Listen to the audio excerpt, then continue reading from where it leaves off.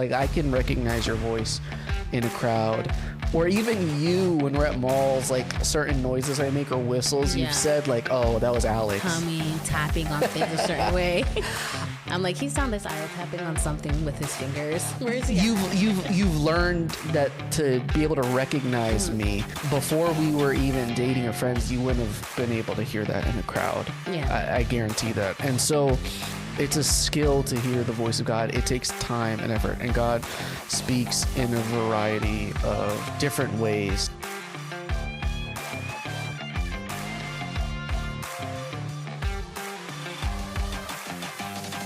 Can't read from the mic when I'm on it. So tell the people where we just went. Something in Fort Lauderdale that had food trucks. What is it called? Like foodie something? Good question. I don't remember. It was at 511. Food in Motion. What is that name even about? I don't know. Maybe because it's a food truck. Food in Motion. It's really... It's a bunch of food trucks. Not that they'd be watching this, but that's a really lame title. They can do better. I liked it. It was nice. We had some...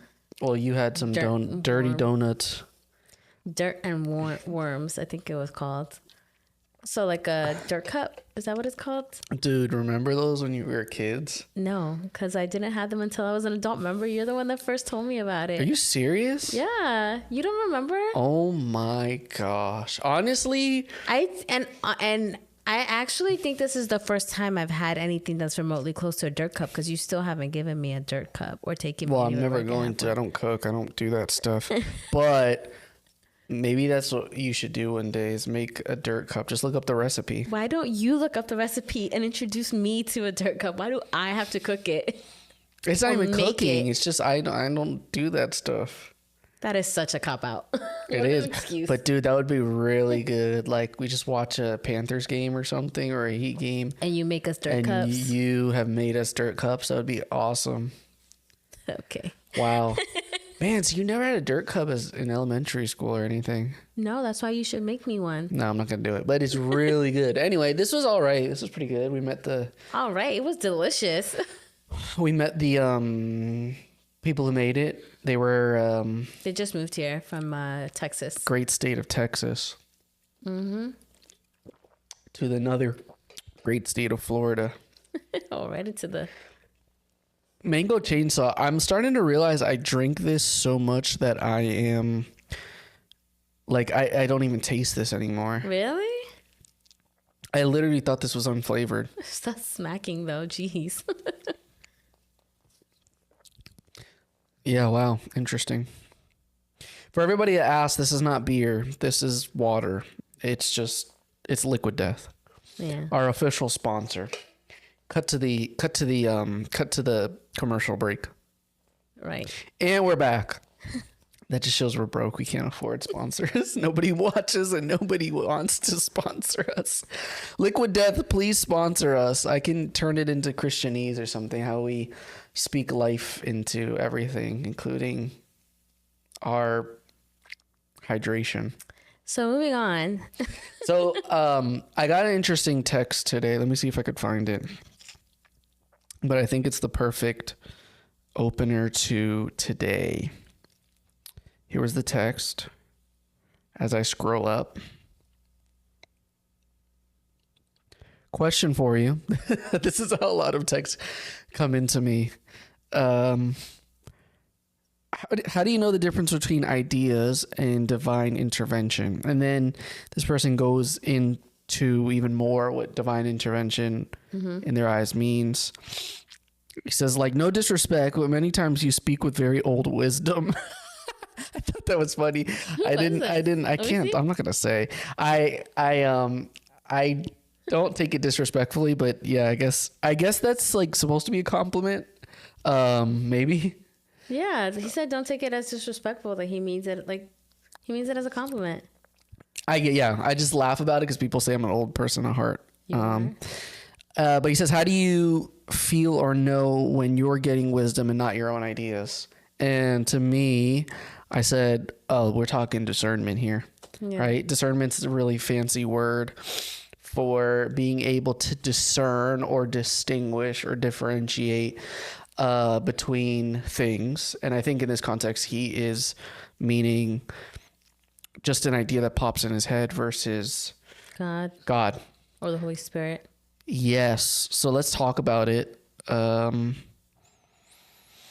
How do you, I mean, I guess a lot of people are going to have that question, especially when it comes to every facet of life, decision making. Who's the one for you? What job do I do? What school do I do? Do I take this opportunity or not? How do you start when it comes to discernment? What do you mean by start? How do you know? How do I know? Yeah. I feel like it's peaceful to know what direction I'm going in. I'm not gambling when it comes to things. God gives me a peace that surpasses everything. And I don't know, you know personally how the Lord speaks to me. It's usually very clear. I tend to pray for God to close doors, even if they're painful, or to just do his will, even if it's painful, but to also make it very clear, even if it's painful. So, you know, usually when he responds, and I guess I can't say that's the same thing for everyone, because a lot of people do ask me that question and they're like, well, he doesn't speak that clearly to me. And I'm like, I don't know. I guess I'm spoiled in a sense. I can't even lie, because I always feel like it's extremely clear what he wants me to do. I don't know. I just feel a peace, and I am very confident walking into anything because I know that I've prayed about it, if that makes any sense. And it's not me just guessing or me asking God to do what I want him to do. Because I think the thing is that a lot of people, I mean, I used to be like this too. Like, I'll pray about something and I'll ask God to like do what I want. Like, you know, like to show me favor in a situation. And so then I come to this crossroads where I'm deciding between two things or making some major life decisions. And then I'm sitting there saying like, I don't know, like the door is still open. But it was like a lot of that was me making my own way and just praying about God making sure that that door stays open for me, rather than me asking him to close the door, even if it hurts, if it's not his will. That makes any sense? Yeah.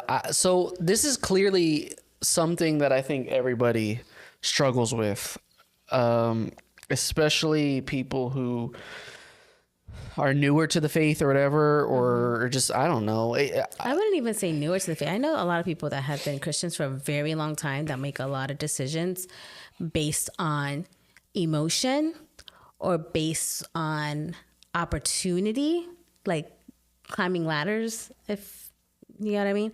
And they've been Christians for a really long time. I mean, at the end of the day, you know, they learn their lesson when it comes back around. But a lot of people still have that question, still don't know how to discern what's from God and what's not from God.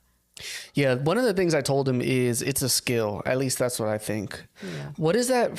What is the, people often say, like, I know you listen to me, but did you hear me? Or is it vice versa? Same thing. Yeah. What is the one that they try to say, like, that is the deeper one? Is it listening or hearing? I know you heard me, but did you listen? I think it's the way. Hopefully we didn't botch that. Doesn't matter. People know what we mean. Yeah, but that's what, like, and the reason people say that is because to listen is a skill, like to be able to understand. I think having discernment is a skill, and I think the more that you practice it, the easier it becomes. I think it takes time. I think it takes intentionality. I really do feel like, and I don't know if I could support this biblically or not. Maybe I can, but I do. Well, I 100% know that we can grieve or even quench the spirit. The Bible talks about that multiple times. And I think the more you grieve or quench the spirit, the harder that voice is to hear. Yeah. So I think as you practice it and as you obey the Spirit of God that speaks to you in various ways, I think we'll get to that in a second, the easier it then becomes.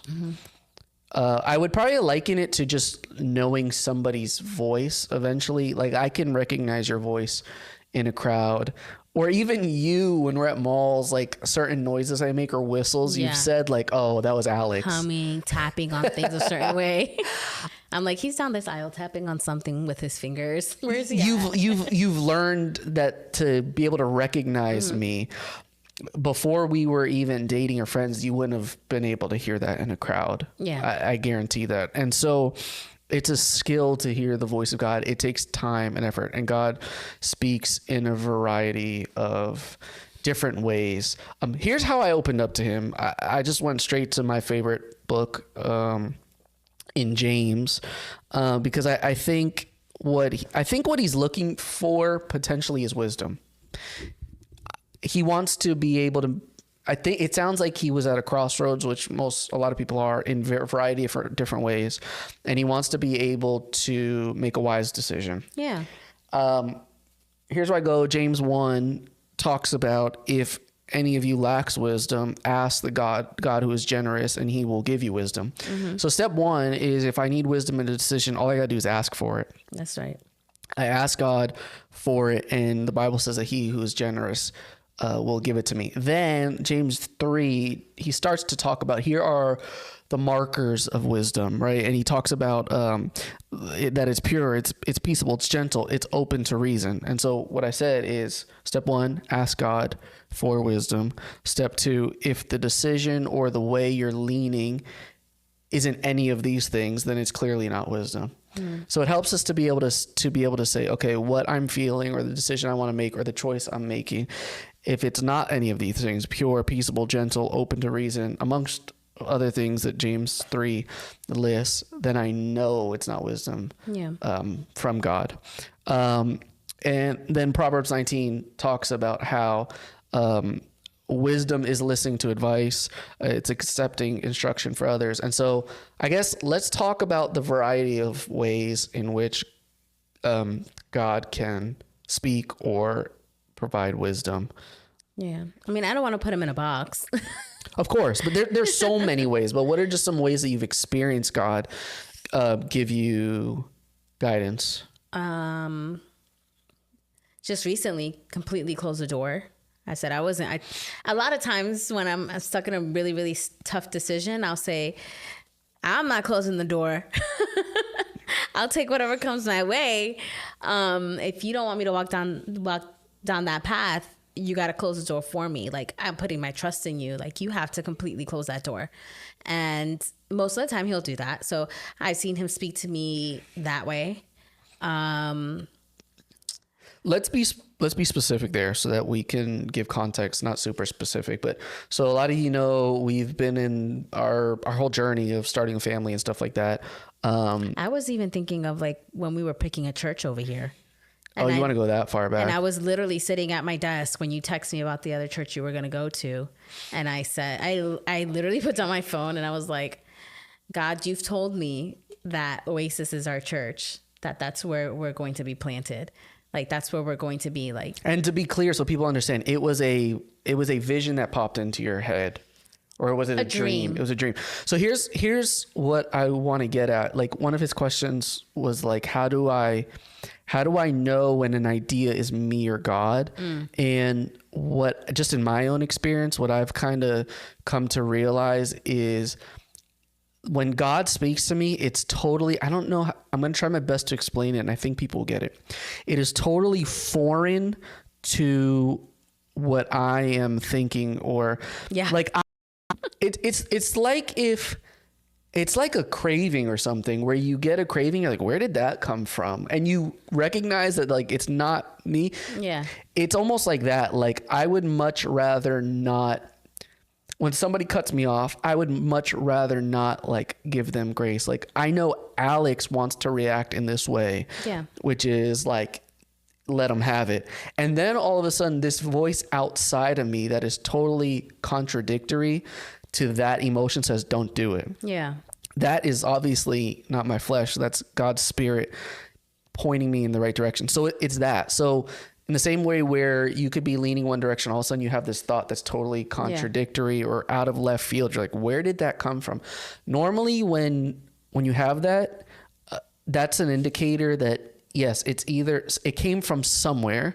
And as believers, we know it either comes from... You have to test all the spirits. Yeah, perfect. Discerning the spirits, right? Yeah. It came from something supernatural. Let me now distinguish what. And a good marker, again, go back to James 3. Yeah. If it's not pure, if it's not open to reason, if it's not all those things, it might have been a temptation from the enemy. If it is pure, like, hey, Alex, don't cuss that person out. Man, that's God, and he's speaking. So anyway... So you had a dream, and God speaks to people in a variety of different ways, but you just had this dream from left field of a exactly church. And so we church, exactly the church. So you knew. There's flags hanging off the ceiling, and I had never gone to this church before. And you went to go visit with Julian, and then you sent me a picture of the church, and I freaked out. But then when we came and we started going, I felt at peace there. I felt like, okay, it felt like confirmation, but we were still trying 2 different churches out, trying to see where we were going to stay planted. And when you told me that you were considering starting to get more plugged in to the other church, and I told you, like, I'm going to let you take charge on this decision. Like, we're going to be married soon. I need to learn how to do that. I put my phone down and I prayed. I said, God, I'm being submissive to this man. But you told me it was going to be this church, and I need you to take care of it right now. Like, you literally have to be the one to take care of it. And then you text me telling me that Father Ricky found you. I don't even know. Was it Twitter? I don't remember. He found you on some social media platform and reached out to you about getting more involved at Oasis. That's literally within seconds of me putting down my phone and saying that prayer. And so I knew that was God shutting the door and letting me know, like, I'm going to let this situation, be more in your favor and what I've already confirmed to you. And so within 2 weeks, we had already both gotten on the same page without me even having to say anything to you about it. You just prayed about it and all that. And God started taking care of that. So he closed that door. And same thing with when we were praying, when you were going to leave your last job and come back to Oasis. It was the same thing. God spoke to both of us. We both woke up the next day I got to talk to you. And, he just completely closes the door. Yeah. Same with this adoption thing. Yeah. When we were looking at our first house, right? Remember we walked into the condo and I hated it. It was tiny. It was small. Ugly. It was early beginnings. But literally we're driving home we were in separate cars. And I remember having this feeling, again, contradictory to what Alex feels, because I know I hated it. Yeah. But there was this voice. I was like, it's not, what was the phrase again? It's not perfect, but it's perfect for you. Yes. When you called me, you said that. And I said, oh my gosh, that's exactly what. The exact phrase. Yeah. I was like, that's exactly what he's saying. We were like, okay. And again, it doesn't, sometimes to follow God doesn't feel good. I would have that house was horrible. I would have much rather not gone that route, but it was clear what God wanted. Yeah. And so God will oftentimes speak in what the world would probably call coincidence or something like that. Yeah. But it's really intentionality. I told him sometimes you will, for some reason, the same phrase in songs or movies will repeat all over and over again. People will keep bringing up the same topic. God just kind of works in that way so that something just like right now when we were driving. And we were driving down to our date night, and God kept telling me we were going to run into somebody that I needed to speak to. And then we get there, and someone who doesn't even live here anymore is down here visiting, and is there at the exact same time. It was about 400 miles away. Yeah, it's so weird. And I'm like, what? But that was really random. Yeah. So yeah, God speaks in those ways. I want to give a word of caution though, because I've also heard people say, oh, I feel like it's for me because it keeps popping up. And again, it's important to discern the spirits, Yeah. right? What I am saying is that the spiritual world does operate in that way. Yeah. But it's important to know, like, the enemy can use those same tactics. Someone once told me that God knows everything before it happens, but the enemy knows what God's plans can be by the way that he's moving in your life. And so sometimes you'll be praying about something and he'll see that God is moving certain things around. He knows what direction God is trying to go in. You know, he was up there. And so sometimes he'll come in and try to just cause some kind of confusion in that, bring up a multitude of things that might make you feel like you need to go in the other direction. But again, you have to test the spirit. You have to pray about it. If the door opens right away, it doesn't necessarily, what's that thing? Not everything that is good is beneficial for you. So not everything that's permissible is beneficial. Yeah. Same thing. Paul. So you have to like test that out. You have to pray about it because not every good opportunity is God's opportunity. You have to really pray about it. And me personally, I feel like every closed door, I don't need to be trying to kick it down. I know some people will be like, well, maybe, you know, the enemy's trying to keep you from getting your blessing. I firmly put my trust in God that if he closes the door, it's closed. And I don't ever try to kick it down. And I think that's, and I say that only because I put my faith in that.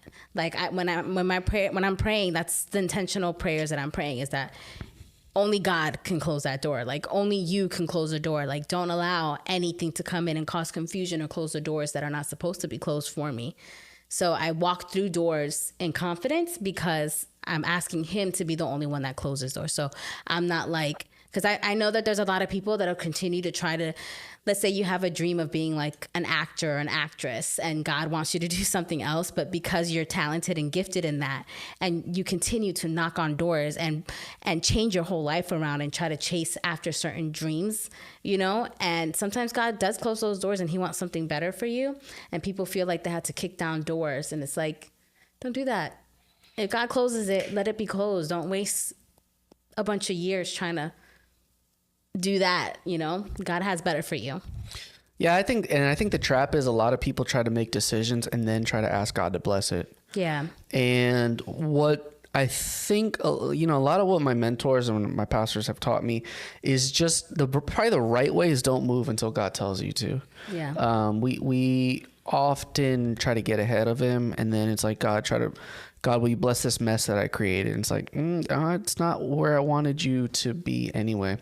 So just a real kind of life example of just kind of discerning, and is like, the whole family planning process. The last few weeks, we had some major decisions to make. We went from having no kids, obviously, to having two potential adoptions on the table, and we really had to figure out, what are we going to do, which direction are we going to move, and we just didn't know what way to go. And it was, you know, they could both fall through if you pick the wrong one, and if you pick one and the other one falls, and that one falls through and you rejected the other one, there was just so much weight to it all. And so we were just like, well, we're going to just fight for both and pray that God closes a door on whatever isn't for us. Mm-hmm. And that was our prayer for like 48 hours, about 48, 72 hours. And God closed the door. And so it was like, all right, prayer answered. So sometimes it's as simple as that.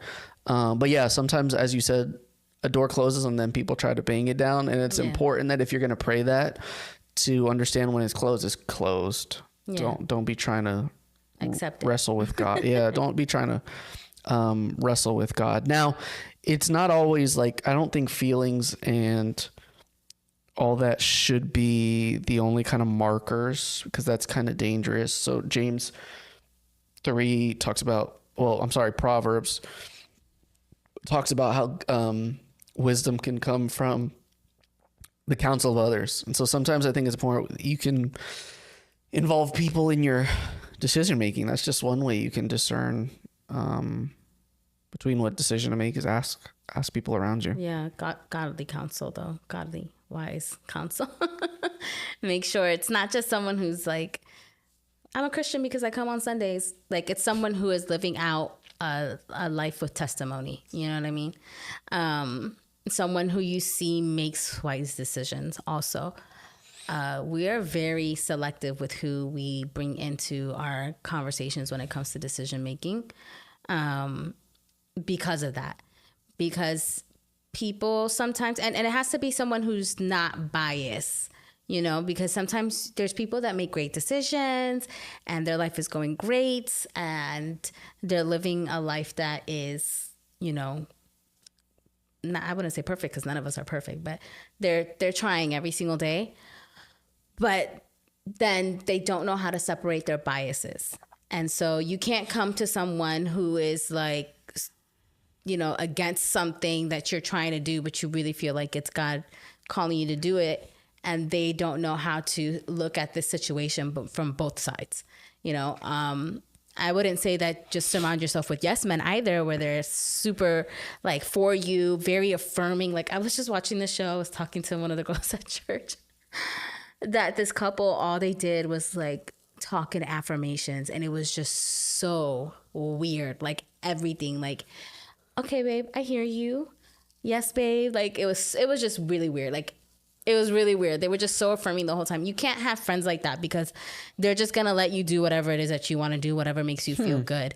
Yeah. You know, I get the affirming thing and like all that stuff, you know, but you also need a little bit of realistic, like logical sense around you and spiritual guidance around you. There has to be a combination of both where a person can look at you and be like, I love you enough to tell you that this isn't the right way to do it. Or I love you enough to tell you that I'm praying with you because I do think that God is leading you down that path that as crazy as it may seem, take up a leap of faith, you know? So I don't know. You have to be very selective. You have to really think about who you're going to bring into those decisions, especially if you're going to weigh out their opinion so heavily. Yeah. I don't know. That's valid. You know, when it comes to this, you also don't get it right 100% of the time. No. I think we'd be lying if we made it seem that way. You know, one of the things he asked me was like, so like, he was trying to give an example. Let's just say like when you're going to prep for like a sermon on one day, like what are you going to do? And I was just kind of explaining the process. I'm like, okay, from scratch, like we're kind of assigned a general theme. And then I literally just start with prayer. Really, yeah. And it's like, Lord, I'm about to open the Bible or whatever. I'm going to spend some time researching. I'm trusting that you're going to lead me. And again, it's like, sometimes God will put a burden on your heart on a particular topic where it just stands out to you. Sometimes God will put an emphasis on something. Sometimes it'll just pop up and I just roll with it and I just start writing. And I told him sometimes I knock it out of the park where I just like it, that whatever I write that day, you know, you have to craft and tweak it a little bit, but you were pretty spot on. But I told him sometimes I write and after some time, maybe it's the end of that day or days after, I just don't have peace about it. And I'm like, no, that wasn't it. Yeah. Like I heard wrong or it wasn't it, or God's doing something. And I told him like, you have no clue how many sermons I have that are just sitting in my files that were written. And I just realized, nope, that's not it. And I just scrap it and start over. So sometimes that's the process where you put in a lot of work and you realize, nah, that was not it. I'm going to start over. Yeah. So you're not going to get it right 100% of the time. And that's just important to realize. Yeah. Oh, here was the other thing. He's a guy with a lot of ideas. And one of the things I shared with him was if you don't have any margin in your life, you can't really jump on the things that God wants you to do. So let's say God put something on your heart and then you realize, I don't have time to do that. I shared a couple things that I don't think a lot of people read this book. The Best Yes. I love that book. Yeah, I just think, so the best yes is the idea that in order to give your best yes to anybody, God or anybody in general, it takes you saying no a lot. And I I think that's a principle a lot of people don't realize, because again, the path, what is that famous phrase? The path to hell is paved with good intentions. People just want to say yes to everything because it feels good, or they think it's going to feel good, or they think it's the right thing to do. Yeah. But there's a lot of good things that God probably wants me to do, but I know what God has called me to do, and that's to pastor a local church. And so that means I can't be on planes to Africa and Asia 24/7, right? In a more contextual sense, for most other people, you just have to say no to a lot of things that are going to occupy your time so that you can actually give your best yes to what God is wanting you to do. I think a lot of people occupy their schedules and their time with good things, but they miss out on the God thing, on what they were really called to do. I reminded him also of the Pareto principle. So like the what? Pareto principle. Never. You know it. You probably just don't know the name, but just the idea that like the 20% of things in your life is what makes like the 80% impact, and then vice versa.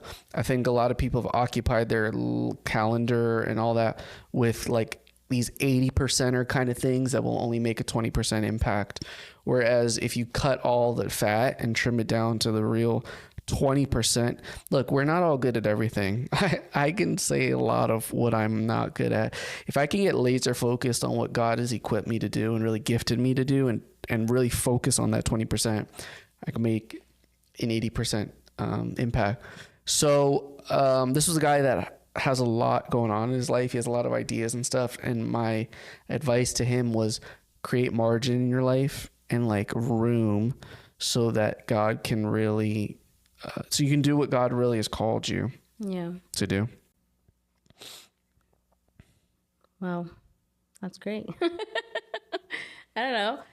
I guess when I'm thinking discernment, I'm not thinking about like decisions all the time. You know, sometimes it's just listening to God. That's why I'm like, I don't really know how to even say what I'm thinking when it comes to discernment, because when I think about discernment, I'm thinking about how to just hear God's voice, and not just in decision making. It's just in like the everyday things about changing who you are, changing your perspective, changing your heart. You know. Yeah, but those are decisions, right? You have to decide to do that. Yeah, I guess. You know, I mean, I guess they're not wrapped around goals or career. Yeah, they're not wrapped around goals. It's just like things that you have to change, or like just even understanding what God has for you. Like it's not even. I mean, of course, when you understand the purpose that God has for you, then you start making changes in your life to achieve that purpose. You know, to live out that purpose. But in a sense, I mean, like you have to also learn how to discern his voice and who he is and what he's saying to you. You know, it's not always like an action, like an immediate action. It's more like an understanding sometimes, in my opinion, when it comes to discernment. And yeah, that comes with wisdom, but I don't know. Like earlier I was telling you about Samuel, like he was called 3 times and he didn't know how to discern God's voice. Yeah, that's good. Eli had to tell him like, go back and tell him that you're listening, like for him to speak. That's good. And you have to be able to like just sit in that for a second to understand what he wants you to do, what his calling for you is, you know? Yeah. So man, y'all go back and read that story. Samuel's young. He's under Eli's kind of mentorship. And yeah, God calls out to him, and Samuel goes over to Eli and he's like, hey, did you call me? He's like, I didn't call you. And he's like, okay. He goes back, and then he hears somebody call him again. Yeah. And he's like, hey, Eli, did you call me? Eli's like, no, I didn't call you, but somebody's doing it. Eli realizes it's God, and he tells Samuel, the third time when he comes he's like, hey, the next time you hear that, this is God speaking to you. Tell him, here I am, your servant's listening. And so, man, awesome point about how, like Samuel had to learn the voice of God. The voice. And it takes... This is a voice. Oh my gosh. It just takes time, and it takes time. And it says it in there.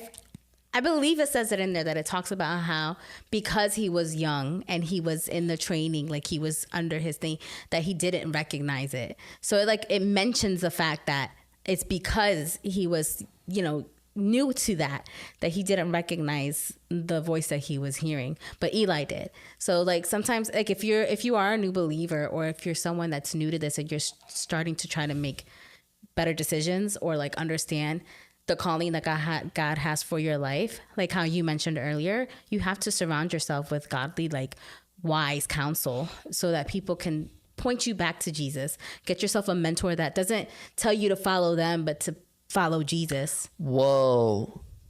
Thank you, Holy Spirit. That's what I'm talking about. My mind is just blown because literally dude, I'm going to show you a text I got. Wow.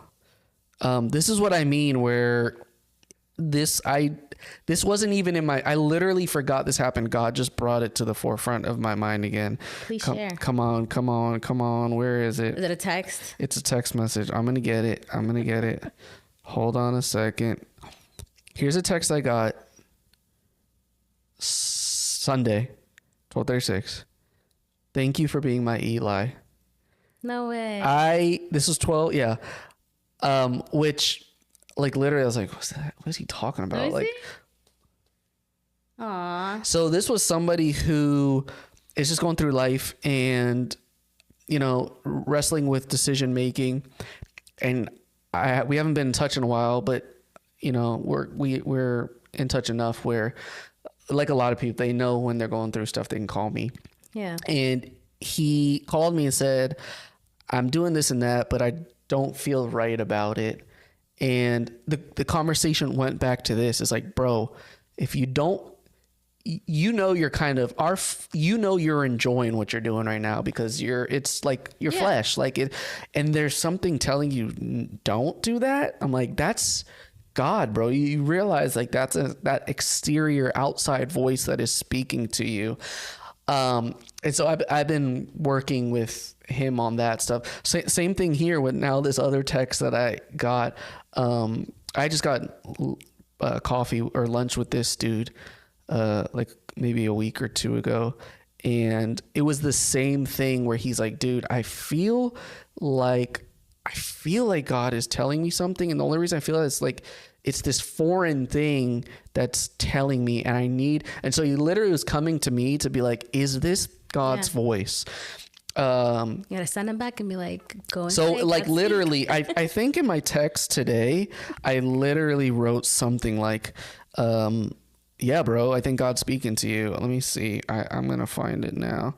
Modern day Eli over here. There you go. God might be speaking to you. And I said might because I never like to tell people with certainty, but it was because he says this topic just keeps jumping out to me over and over and over and over and over.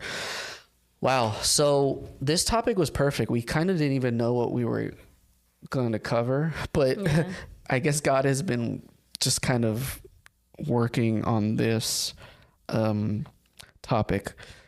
So, wow. Yeah. Get people around you that can tell you to go listen to God's voice. Yeah. And when he'll tell you to go pray too. Yeah. Because he literally said, speak to him. He didn't tell him to just go back to the room and listen and then just sit there. He told him like, tell him to speak to you. Tell him that you're listening. Yeah. So. Blackaby has that book called With God, Blackaby with God, Experiencing God. Yeah. And I have it in my bookshelf. Yeah. I think it blows people away because I think people struggle with experiencing God. God is like wind. You can't see him. And it's only when you learn to discern him that you can see his effects, right? Mm-hmm. We see the wind blow the leaves and we don't see it, but we see its effects, right? So people have trouble kind of seeing God work and stuff. But I think the more you see that, the easier it becomes just to recognize that. I don't know where I was going with that. Other than that's a great book. If you've never read Experiencing God, they should definitely read it. Maybe you just meant to say that when you're discerning, you get to see those things changing around you. You get to see how he's moving. I don't know. I wish I was that good, but sometimes my brain just kind of dumps out, and that was one of those moments. I don't know how to help you here. It's okay. It's okay. So any other thoughts on discerning God? Pray. That's all. That is all. Read Pray your for word. discernment. Yep. Read your word. Whatever's in your mind, if it's contrary to the word, that's an easy. Proverbs will bring you lots and lots of wisdom. Mm-hmm. My personal opinion. Yeah. Proverbs, trust in the Lord with all your heart. Lean not on your own understanding. In all your ways acknowledge him, and he will make your paths straight. Mm-hmm. Maybe just pray that when you're in decision making and you don't know what to do. And Psalms will make God feel so real to you. Mm-hmm. My personal opinion, again. But I think those two books will really, really help a lot of people make decisions and have a very personal relationship with God where they can begin to hear and understand his voice. Mm-hmm. That's just me. Get a bracelet that says WWJD and ask yourself in those situations, what would Jesus? I think that's where we should end. I hope this helps. I think it will. It's practice. It's sometimes you strike out and you learn, but when God speaks, don't quench the spirit. Don't grieve him. Listen. His voice will become more clear. You'll be able to recognize him in a crowded room. You'll be able to hear his gentle whisper. The things he'll call you to do aren't always the fun things or the easy things. They'll be difficult and challenging. Pray that God will give you the strength and the peace and everything you need. He is Jehovah Jireh, our provider. When people hear that, they normally just think money. No, he provides everything you need. Ask that he will continue to be Jehovah Jireh, your provider, and he will give you what you need. He's already started. The ball's rolling. We just gotta jump in where God is moving. That's right. And so anyway, discernment, distinguishing God's plans for your life. Hope that helps. I'm gonna finish my liquid death and probably go play some Warzone now. I'm gonna go to sleep. So good night, everybody.